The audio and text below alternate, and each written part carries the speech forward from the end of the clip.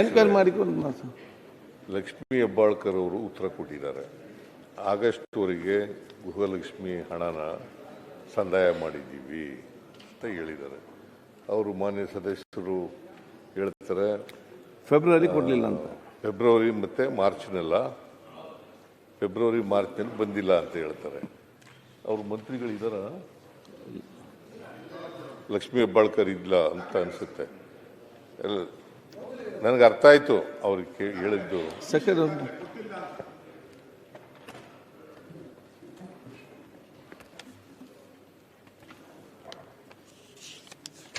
February ಮಾರ್ಚ್ನಲ್ಲಿ ಕೊಟ್ಟಿಲ್ಲ ಅಂತ ಹೇಳ್ತಾರೆ. ಕೊಡದೆ ಹೋದ್ರೆ ಕೂಡಲೇ ಕೊಡಿಸೋಣ. ಒಂದು ವೇಳೆ ಕೊಡದೆ ಹೋದ್ರೆ ಕೂಡಲೇ ಕೊಡಿಸೋಣ. ಅವ್ರು ಹೇಳಿರ್ತಕ್ಕಂಥದ್ದು ಮಾರ್ಚ್ ಏಪ್ರಿಲ್ನಲ್ಲಿ ಅವ್ರ ಗಮನಕ್ಕೆ ತಂದಿರ್ತಾರೆ. ನನ್ನ ಪ್ರಕಾರ ಆಗಸ್ಟ್ವರೆಗೆ ರಿಲೀಸ್ ಮಾಡಿದ್ದೀವಿ ನಾವು ದುಡ್ಡನ್ನು. ಆಗಸ್ಟ್ವರೆಗೂ ಕೂಡ ರಿಲೀಸ್ ಮಾಡಿದ್ದೀವಿ. ಯಾವಾಗಲೂ 2 ತಿಂಗಳು ವ್ಯತ್ಯಾಸ ಇರ್ತದೆ. ಆದರೆ ಆಗಸ್ಟ್ನಲ್ಲಿ ರಿಲೀಸ್ ಮಾಡಿದ್ದೀವಿ. ನಾವು ಸೆಪ್ಟೆಂಬರು ಅಕ್ಟೋಬರು ಅದು ಕೂಡ ಕೊಡ್ತಕ್ಕಂಥ ಕೆಲಸವನ್ನು ಮಾಡ್ತೀವಿ.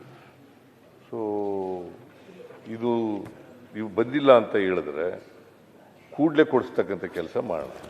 ನೀವು ಕೊಡಲ್ಲ ಅನ್ನುವಂತ ವಾದ ಅಲ್ಲ. ಸರ್ಕಾರ ಕೊಡಲೇಬೇಕು. ಒಂದು ನಿಮಿಷ ಸರ್, ಕೊಡಲ್ಲ ಅಂತಲ್ಲ, ಸದನದಕ್ಕೆ ಸುಳ್ಳು ಹೇಳಿದ್ರಿಂದ ಸದನಕ್ಕೆ ಇದು ಹಕ್ಕುಚ್ಯುತಿ ಆಗಿದೆಯಾ ಅಥವಾ ಸದನಕ್ಕೆ ಅಗೌರವ ತೋರಿಸಿದಿರಾ ಅಂತ ಹೇಳಿ.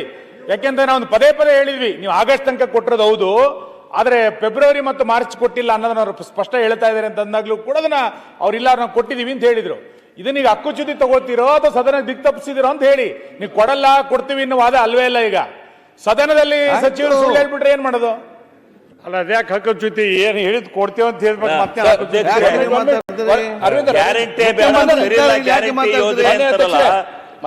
ಇಷ್ಟೊಂದು ಚಿಂತನೆ ಒಂದ್ 2 ತಿಂಗಳು ಹೆಚ್ಚು ಕಮ್ಮಿ ಕೊಡ್ತಾರೆ ಅಧ್ಯಕ್ಷರೇ. ಗ್ಯಾರಂಟಿ ಯೋಜನೆ ವಿರೋಧ ಮಾಡ್ತಾನೆ ಅವರು. ಶಿವಲಿಂಗಣ್ಣ, ನೀವು ವಿರೋಧ ಮಾಡ್ತೀರಿ.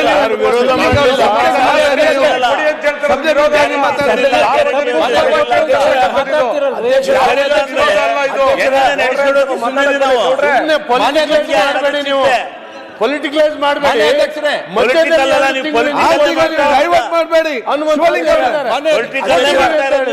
ಮುಖ್ಯಮಂತ್ರಿ ಶಿವಲಿಂಗ ರಾಜಕೀಯ ಮಾಡುವಲ್ಲಿ ಏನು ಅರ್ಥ? ಸ್ಪಷ್ಟವಾಗಿ ಹೇಳ್ತಾ ಇದ್ದೀನಿ, ಫೆಬ್ರವರಿ ಮಾರ್ಚ್ನಲ್ಲಿ ಬಂದಿಲ್ಲ ಅಂತ ಹೇಳ್ತಾರೆ. ಈ ವರ್ಷದ ಫೆಬ್ರವರಿ ಮಾರ್ಚ್ನಲ್ಲಿ ಬಂದಿಲ್ಲ ಅಂತ ಹೇಳ್ತಾರೆ. ಒಂದು ವೇಳೆ ಅದು ಹಕ್ಕುಚ್ಯುತಿ ಬರಲ್ಲ, ಹಕ್ಕುಚ್ಯುತಿ ಆಗೋದಿಲ್ಲ. ನಾವು ಒಂದು ವೇಳೆ ಕೊಡದೇ ಇದ್ರೆ, ಒಂದು ವೇಳೆ ಸೆಪ್ಟೆಂಬರ್ವರೆಗೂ ಕೊಟ್ಟಿದ್ದೀವಿ ನಾವು, ಒಂದು ವೇಳೆ ಬರದೇ ಇದ್ರೆ ಕೂಡಲೇ ಕೊಡೋ ರೀತಿಯಿಂದ ಅದನ್ನು ಚೆಕ್ ಮಾಡಬೇಕಾಗುತ್ತೆ, ಚೆಕಪ್ ಮಾಡಬೇಕಾಗುತ್ತೆ. ಅದನ್ನ ಸರ್, ಅದ್ರ ಬಗ್ಗೆ ನಮ್ ಡಿಸ್ಪ್ಯೂಟ್ ಇಲ್ಲ. ನೀವು ಕೊಡ್ತೀರಾ ಹೇಳಿದ್ರು ಅಂತ ಹಂಗೆ ಸದನಕ್ಕೆ ಹೆಂಗ್ ತಪ್ಪು ಮಾಹಿತಿಯನ್ನು ಹಂಗಾರೆ ಸುಳ್ಳ ಸರ್ಕಾರ ಸುಳ್ಳು ಹೇಳಕ್ಕೆ ಅಂತ ಹೇಳಿದೆಯಲ್ಲ ನೀನು. ಸುನಿಲ್, ಹೇಳೋದೇ ಸುಳ್ಳು ಸರ್. ಇವಾಗ ಹಂಗಾಗ್ಬಿಟ್ಟೈತೆ. ಹೇಳದೆ ಸುಳ್ಳು ಅಲ್ಲ, ವಿರೋಧ ಪಕ್ಷ ಇರೋದೇ ಸುಳ್ಳು ಹೇಳಕ್ಕೆ ಅಂತ ಹೇಳಿದ್ದು ಅಶೋಕ ಮೊನ್ನೆ. ಅಲ್ಲ, ಸುಳ್ಳಿನ ತವರ ಮನೆಯನ್ನ ಬಿಜೆಪಿ. ನೀವು ಕೇಳಿಸ್ಕಿಟ್ಟಿದ್ದೀರಲ್ಲ, ಈಗ ಹೇಳೋರು ಯಾರು? ಸುಳ್ಳು ಹೇಳೋದಕ್ಕೆ ವಿರೋಧ ಪಕ್ಷ ಇರೋದು ಅಂತ. ವಿರೋಧ ಪಕ್ಷ ಇಲ್ಲ, ನಾವು ವಿರೋಧ ಪಕ್ಷ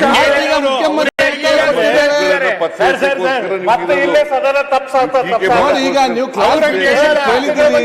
ಮುಖ್ಯಮಂತ್ರಿ ಉತ್ತರ ಕೊಟ್ಟಿದ್ದಾರೆ, ಉತ್ತರ ಕೊಟ್ಟಿದ್ದಾರೆ. ಸುಳ್ಳು ಅಂತ ಮುಖ್ಯಮಂತ್ರಿ ಉತ್ತರ ಚರ್ಚೆ ಆಗಿದ್ದಾರೆ. ಸುಳ್ಳು, ನಾವು ಸುಳ್ಳು ಹೇಳಲ್ಲ. ಹೆಚ್ಚು ಕಡಿಮೆ ಆಗಿದ್ರೆ ಅದನ್ನ ಸರಿಪಡಿಸ್ತಕ್ಕಂಥ ಕೆಲಸ ಮಾಡ್ತೀವಿ. ಈಗ ಹೇಳಿದಾರಲ್ಲ ಸದನದಲ್ಲಿ ಮಂತ್ರಿಗಳು ನಾನು ಅಸತ್ಯ ವಿರೋಧ ಪಕ್ಷದಲ್ಲಿ ಇದ್ದಾಗ ಎಲ್ಲರೂ ಸುಳ್ಳೆ ಅಂತ ಅವ್ರನ್ನೂ ಸೇರ್ಸಿ ಹೇಳಿದ್ದು. ನಮ್ಮನ್ನೆಲ್ಲ ಯಾರ್ಯಾರು ಇದಾರು ವಿರೋಧ ಪಕ್ಷ ಅವಾಗೆಲ್ಲ ಸುಳ್ಳು ಹೇಳೋದು. ವಿರೋಧ ಪಕ್ಷದ ನಾಯಕನಾಗಿದ್ದೆ, ಯಾವತ್ತೂ ಸುಳ್ಳು ಹೇಳಿಲ್ಲ.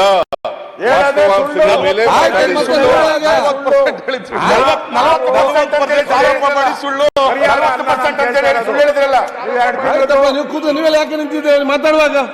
ಕೂಗಲಿಗ ಕೊಟ್ಟಿಲ್ಲ ಅಂತಲ್ಲ ಸುರೇಶ್ ಅವರೇ.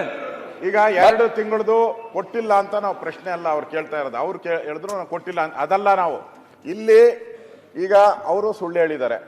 ಇಲ್ಲಿ ನಾನು ದಾಖಲೆಗಳು ಕೊಟ್ಟಿದ್ದೀನಿ. ಯಾರು ಇಲಾಖೆಯ ಮಂತ್ರಿ, ಒಂದೇ ನಿಮಿಷ ಸರ್, ಯಾಕೆ ಒಂದ್ ಸ್ವಲ್ಪ ನಮ್ ಕಡೆನೂ ಗಮನ ಕೊಡಿ, ಬಿರಿ ಆ ಕಡೆ ಇಷ್ಟೊತ್ತು ಅದೇ ಮಾಡ್ತಿದ್ದೆ. ಇಲ್ಲ, ಸ್ವಲ್ಪ ಕ್ಲಾರಿಫಿಕೇಶನ್ ಕೇಳಿದ್ರಿ, ಅದೇ. ಉತ್ತರ ಕೊಟ್ಟಿದ್ದಾರೆ. ಎಲ್ಲಿ ಕೊಟ್ಟಿದ್ದಾರೆ ಅವ್ರು ಉತ್ತರ?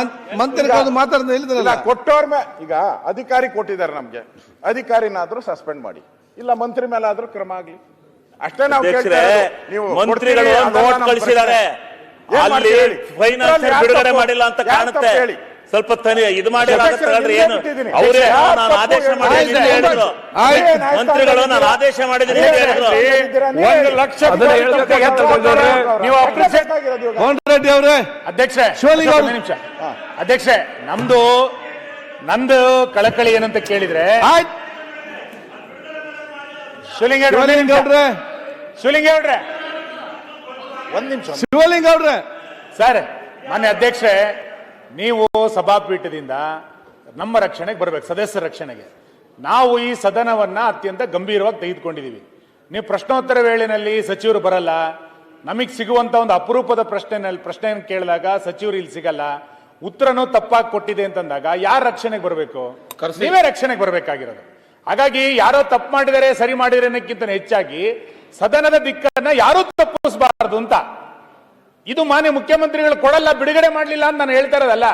ನೀವು ಸದನದ ಇರೋದು ಒಂದು ಕ್ವಶನ್, ಅವರಿಗೆ ಮತ್ತೆ ಕ್ವಶನ್ ಬರುತ್ತಾ? ಹಿಂಗಾಗಿ ನೀವು ಸಚಿವರುಗಳು ಇರೋಂತ ಟೈಮ್ ಟೇಬಲ್ ಸಚಿವರುಗಳು ಬರಲ್ಲ, ಹಾಜರಾತಿ ಇಲ್ಲ, ಇಲ್ಲಿ ಉತ್ತರ ಕೊಟ್ಟಿದ್ದನ್ನ ಉತ್ತರ ಕೊಡಲ್ಲ, ಉತ್ತರ ಕೊಡಿ ತಪ್ಪು ಕೊಡ್ತಾರೆ, ಇದು ಸರಿಯಲ್ಲ. ಅದಕ್ಕೆ ಆ ಪೀಠದಿಂದ ಒಂದು ಎಚ್ಚರಿಕೆ ಕೊಡಿ. ಆಯ್ತು, ಈಗ ಕೂತ್ಕೊಳ್ಳಿ, ಈಗ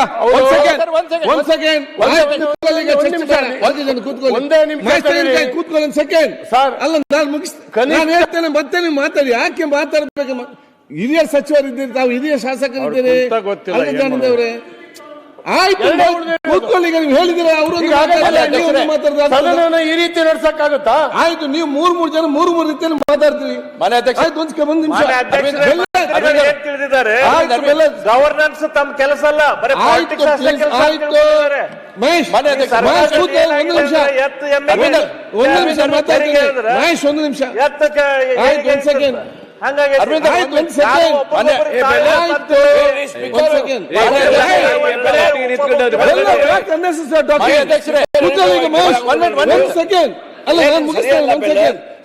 ನೋಡಿ, ಚರ್ಚೆ ಯಾಕೆ ಅಂತ ಹೇಳಿದ್ರೆ ಆದಷ್ಟು ಬೇಗನೆ ಸದನ ಇವತ್ತು ಮುಗಿಸಬೇಕು. ಎರಡನೇದು, ಉತ್ತರ ಕರ್ನಾಟಕದ ಬಗ್ಗೆ ವಿಶೇಷವಾದ ಗಂಭೀರ ಚರ್ಚೆ ಇದೆ. ಅದರ ಬಗ್ಗೆ ಇದೇ ಉತ್ತರ ಕನ್ನಡ ಜನತೆ ಕೂಡ ಡೈಲಿ ಬೆಳಿಗ್ಗೆ ಎದ್ದು ನೋಡ್ತಾ ಇದ್ದಾರೆ, ಏನು ಅಸೆಂಬ್ಲಿಯಲ್ಲಿ ನಡೀತದೆ, ಉತ್ತರ ಕನ್ನಡ ಚರ್ಚೆ ಏನು ನಡೀತದೆ, ನಮ್ಗೆ ಏನಾಗ್ತದೆ ಹೇಳಿ ಪ್ರತಿಯೊಬ್ಬರು ಕೂಡ ಅವರ ಮನೆಯಲ್ಲಿ ಅಲ್ಲಿ ಕೂತ್ಕೊಂಡು ಮಾಧ್ಯಮ ಮುಖಾಂತರ ಇವತ್ತು ನೋಡುವಂಥ ವಿಚಾರ ಇದೆ. ಈ ಒಂದು ಸಂದರ್ಭದಲ್ಲಿ ತಾವು ಮೊನ್ನೆ ಆ ಒಂದು ಪ್ರಶ್ನೆ ಮೈಸೂರಿನ ಕೇಳಿದ ಪ್ರಶ್ನೆಗೆ ಮಂತ್ರಿಗಳು ಕೊಟ್ಟಂಥ ಉತ್ತರ ವಿಚಾರ ಸಂಬಂಧಪಟ್ಟ ಹಾಗೆ ಅದು ತಪ್ಪು ಮಾಹಿತಿ ಹೋಗಿದೆ ಅಂತ ಹೇಳಿಕೊಂಡು ತಾವು ಒಂದು ರೇಸ್ ಮಾಡಿದ್ರಿ. ಇದರಲ್ಲಿ ಎರಡು ಅಂಶ ಇದೆ.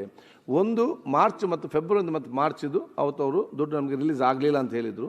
ಮಂತ್ರಿಗಳು ನನಗೆ ಗೊತ್ತಿದ್ದಾಗ ಆಗಸ್ಟ್ ತನಕ ನಾವೆಲ್ಲ ರಿಲೀಸ್ ಮಾಡಿದ್ದೇವೆ ಅಂತ ಹೇಳಿದರು. ಆಗ ಚರ್ಚೆ ಒಂದು ಸೆಕೆಂಡ್ ಚರ್ಚೆ ಇದಿಲ್ಲ, ನಾವು ರಿಲೀಸ್ ಮಾಡಿದ್ದೇವೆ ಅಂತ ವಿಚಾರಣೆ ಹೇಳಿದರು. ತಾವು ಇವತ್ತು ಅದನ್ನು ಬಂದು ಕ್ಲಾರಿಫಿಕೇಶನ್ ಮುಖ್ಯಮಂತ್ರಿ ಹೇಳಿದಿರಿ. ಎರಡಿದೆ, ಒಂದು, ಏನದು ರಿಲೀಸ್ ಆಗದಿದ್ದರೆ ಮಾನ್ಯ ಮುಖ್ಯಮಂತ್ರಿ ರಿಲೀಸ್ ಮಾಡ್ತಾರೆ ಅಂತ ಹೇಳಿದ್ದಾರೆ. ಎರಡನೇದು ಆಯ್ತು, ಬಂದೆ ನಾನು ಅಲ್ಲಿಗೆ, ಆಯ್ತು ಒಟ್ಟಾರೆ ನಂಗೆ ಅರ್ಥ ಆಯ್ತು. ಅಲ್ಲಿ ನಿಮ್ಮ ಪೀಠದಿಂದ ನಾವು ಆಯ್ತು, ಅಲ್ಲಿಗೆ ಬರ್ತೇನೆ. ಅದೇ ನನಗೆ ಕಂಪ್ಲೀಟ್ ಮಾಡ್ಲಿಕ್ಕೆ ಅವಕಾಶ ಕೊಡಿಯಲ್ಲ. ಈಗ ಒಂದು ಸಮಸ್ಯೆ ಏನಿದೆ, ರಿಲೀಸ್ ಆಗದೆ ರಿಲೀಸ್ ಮಾಡ್ತಾರೆ ಮುಖ್ಯಮಂತ್ರಿ ಹೇಳಿದ್ದಾರೆ, ಆಯ್ತು ಅಲ್ಲ, ಕರೆಕ್ಟ್. ಎರಡನೇದೇನಿದೆ, ಆ ತಪ್ಪು ಮಾಹಿತಿ ಯಾಕೆ ಬಂತು ನಮಗೆ? ನಾವು ಸದನದ ವಿಶ್ವಾಸ ಇಟ್ಟು, ಮಂತ್ರಿಗಳ ಮೇಲೆ ವಿಶ್ವಾಸ ಇಟ್ಟು ನಾವು ಅವ್ರು ಹೇಳಿದ್ದನ್ನು ನಾವು ಕೇಳ್ತೇವೆ, ಅದೇ ನಾವು ಅರ್ಥ ಮಾಡಿಕೊ ಆಯ್ತು ಅಂತೇಳಿ. ಮತ್ತು ಈ ರೀತಿಯ ತಪ್ಪು ಮಾಹಿತಿ ನಮಗೆ ಯಾಕೆ ಸರ್ಕಾರದಿಂದ ಬರ್ತದೆ ಅಂತ ತಾವು ಇವತ್ತು ಕೇಳಿದ್ದೀರಿ. ಇದನ್ನು ನಾನು ಬಹುಶಃ ಮಂತ್ರಿಗಳಿಗೆ ಚರ್ಚೆ ಮಾಡಿಕೊಂಡು ಸೋಮವಾರ ಚರ್ಚೆ ಮಾಡಿಕೊಂಡು ಅದಕ್ಕೊಂದು ಪರಿಹಾರ ಕೆಲಸ ಖಂಡಿತವಾಗಿ ಮಾಡಿ ಇನ್ನು ಮುಂದೆ ಈ ರೀತಿ ಆಗದಂತೆ ನಾವು ನೋಡಿಕೊಳ್ತೇವೆ. ಈಗ ಉತ್ತರ ಕನ್ನಡ ಬಗ್ಗೆ ಮತ್ತೆ ಏನಂತಕ್ಕೆ ಯಾಕೆ ಆಯ್ತು ಮುಗೀತಾರೆ, ಬರೀ ಮಾತಾಡಬೇಕು ಮಾತ್ರ ಆಗ್ತದ? ಆಯ್ತು ಇದು ಮುಗೀತು, ಮತ್ತೆ ಬೇರೆ ಸಬ್ಜೆಕ್ಟ್ ಕೇಳಿ ಕೊಟ್ಟಿದ್ದಾರೆ. ಇದು 5,000 ಮುಗೀತಲ್ಲಿ 2 ತಿಂಗಳಿಗೆ ಮಾತಾಡಬೇಡಿ, ಹೇಳಿ ಮುಗಿದಾಗಿದೆ. 5,000 ಕೋಟಿ ಈಗ ಮುಖ್ಯಮಂತ್ರಿ ಹೇಳಿದ್ದಾರೆ ಆಯ್ತು ಮಹೇಶ್, ಈಗ ಸೋಮವಾರ ಕ್ಲಾರಿಫಿಕೇಶನ್ ಕೊಡ್ತೀರಿ. ಬಗ್ಗೆ ಬಹಳ ಜನ ಮಾತಾಡ್ಲಿಕ್ಕಿದ್ದಾರೆ. ನೀವು ಬೇರೆಯವ್ರಿಗೆ ಹೇಳೋ ಮುಂಚೆ ನೀವು ಕೂಡ ಸರಿ ಇರ್ಬೇಕಲ್ಲ. ಸ್ಪೀಕರ್ ಅವರು ಬಹಳ ಸ್ಪಷ್ಟವಾಗಿ ಹೇಳಿದ್ದಾರೆ. ನೀವು ತಪ್ಪು ಹೇಳಿದಿರೋ ಅವ್ರು ತಪ್ಪು ಹೇಳಿದಾರೋ ಅಂತ ಗೊತ್ತಾಗಬೇಕು ಅಂತ. ಇನ್ನೊಂದು ಸಾರಿ ಈ ಥರ ಆಗದೇ ರೀತಿಯಲ್ಲಿ ನೋಡ್ಕೊಳ್ತಕ್ಕಂಥ ಕೆಲಸ ಮಾಡ್ತೀವಿ ಅಂತ ಹೇಳಿದರು. ಸೋಮವಾರ ಅವ್ರ ಕೈಲಿ ಉತ್ತರ ಕೊಡಿಸ್ತೀವಿ ಅಂತ ಹೇಳಿದ್ದಾರೆ, ಕ್ಲಾರಿಫಿಕೇಶನ್ ಕೊಡಿಸ್ತೀವಿ ಅಂತ ಹೇಳಿದ್ದಾರೆ. ಮತ್ತೆ ಚರ್ಚೆ ಯಾಕೆ ಮಾಡೋದು? ಓಕೆ, ತುಂಬಾ ದಪ್ಪ ಇದ್ದೀರಾ, ಅದರಲ್ಲೂ ಯಾವುದೇ ಸೈಡ್ ಎಫೆಕ್ಟ್ ಇಂದ ಸಣ್ಣ ಆಗ್ಬೇಕಾ? ಎಷ್ಟೋ ಜನ ಹೇಳ್ತಾ ಇದ್ರಿ ಸರ್, ನಾನು ಜಿಮ್ಗೆ ಹೋಗ್ತಾ ಇದ್ದೀನಿ ಆದ್ರೂ ಸಣ್ಣ ಆಗ್ತಾ ಇಲ್ಲ ಸರ್, ವರ್ಕೌಟ್ ಮಾಡ್ತಾ ಇದ್ದೀನಿ ಆದ್ರೂ ಸಣ್ಣ ಆಗ್ತಾ ಇಲ್ಲ ಅಂತ ಹೇಳ್ತಾ ಇದ್ರಲ್ಲ. 100% ಯಾವ ಜಿಮ್ಗೂ ಹೋಗ್ದಂಗೆ ವರ್ಕೌಟು ಮಾಡ್ದಂಗೆ ನೀವು ಸಣ್ಣ ಆಗ್ಬೋದು. ಪ್ರತಿದಿನ ಬೆಳಿಗ್ಗೆ ಸಂಜೆ 2 ಟೈಮ್ ನಮ್ಮ ಜೀನಿ ಸ್ಲಿಮ್ನ ಯೂಸ್ ಮಾಡಿ ಯಾವುದೇ ಸೈಡ್ ಎಫೆಕ್ಟ್ ಇಲ್ದಂಗೆ ನೀವು ಸಣ್ಣ ಆಗ್ತೀರಾ. ಯಾಕೆಂದ್ರೆ ಜೀನಿ ಸ್ಲಿಮ್ಮು ಒಂದು ಉತ್ತಮ ಆಹಾರ.